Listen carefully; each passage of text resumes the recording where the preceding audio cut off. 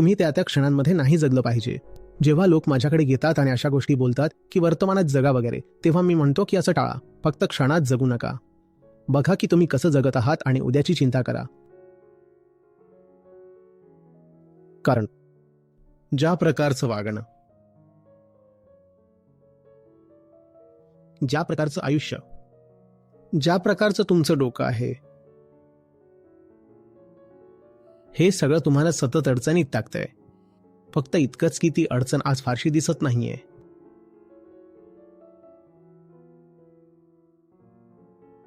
आता उद्याचं बघा, आणि जर तुमच्यात थोडी जरी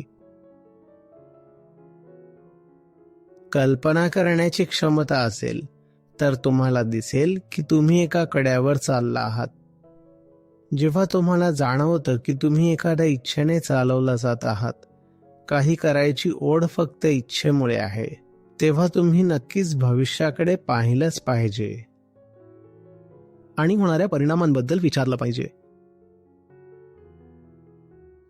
जो कोणी एखाद्या अत्यंत महत्वाच्या, अत्यंत पवित्र गोष्टीला समर्पित असतो, तो आपोआप त्या क्षणात जगायला लागतो.